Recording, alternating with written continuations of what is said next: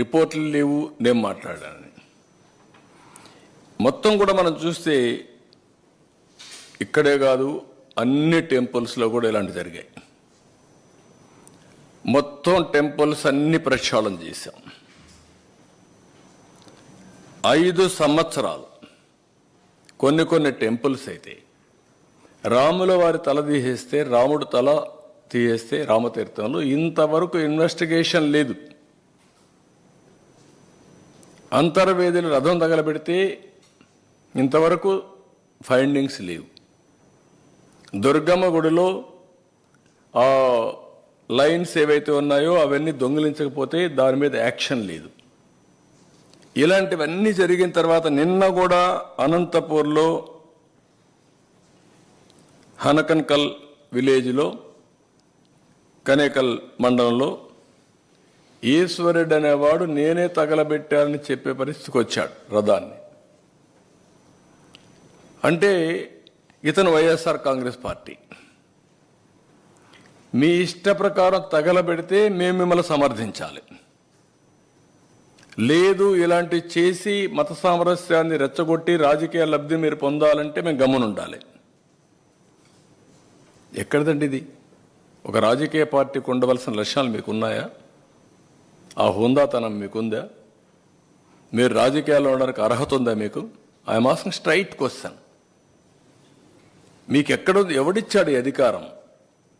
భక్తుల మనోభావాల్ని దెబ్బతీసే అధికారం వీళ్ళకి ఎవరిచ్చారు? మీరు వెళ్ళాలనుకున్నప్పుడు వెళ్ళండి, వెళ్ళినప్పుడు అక్కడ సాంప్రదాయాలు గౌరవించండి, రూల్స్ను పాటించండి, మీరు వెళ్ళి రండి. ఇక్కడ కూర్చొని కావాలని మళ్ళీ నెపం వేరే వాళ్ళ మీద వేయడానికి ఇష్టం లేదు. పోవడానికి అక్కడికి పోతే సంతకం పెట్టాలి, సంతకం పెట్టేది ఇష్టం లేదు, సంతకం పెట్టకుండా దౌర్జన్యం చేయాలి, దౌర్జన్యం చేయడానికి వీలు లేదు. కాబట్టి మీ యొక్క సమస్య అది. We are very clear. నేను అదే చెప్పాను మొన్న మీకు అందరికీ.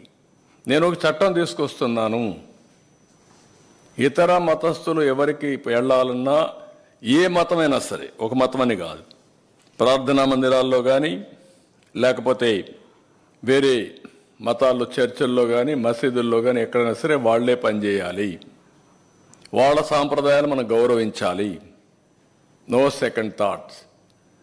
వేరే మతం వాళ్ళు పోయినప్పుడు అక్కడ సాంప్రదాయాలను గౌరవించి దాని ప్రకారం నడవడుచుకోవాలని చెప్పాం.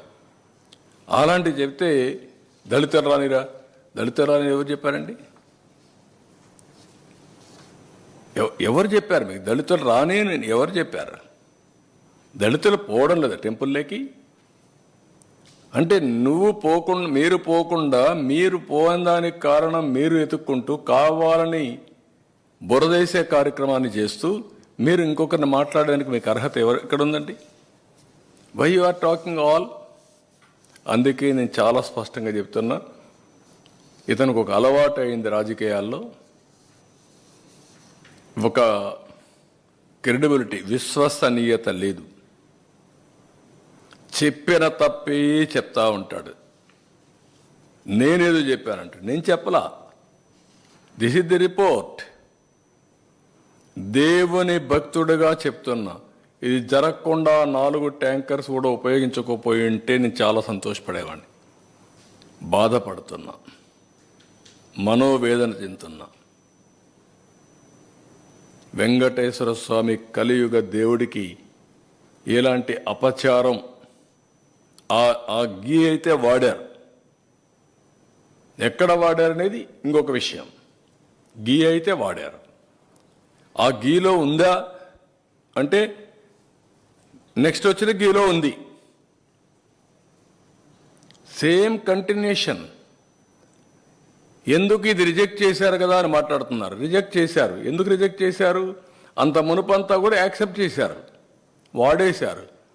ఇది ఎన్డీడీబీకి పంపించారు కాబట్టి, అక్రిడిషన్ పంపించి టెస్ట్కి పంపించారు కాబట్టి, టెస్ట్లో ప్రూవ్ అయింది కాబట్టి రిజెక్ట్ చేశారు. ఇంత మునుపు చేయలేదా అంటే చేయలేదు. అడల్టరేషన్ టెస్ట్లే లేవు అక్కడ. ఇప్పుడు పెడుతున్న world class testing equipment laboratories అన్నీ పెడతాం. అందరితో మాట్లాడతా, దేశంలో ఉండే ఎక్స్పర్ట్స్ అందరితో మాట్లాడతా. మాట్లాడి purity is important, sanctity is important, పవిత్రత. ఆ పవిత్రత కోసం ఏమేం చర్యలు తీసుకోవాలో చెక్స్ అండ్ బ్యాలెన్స్ అన్నీ పెడతాం.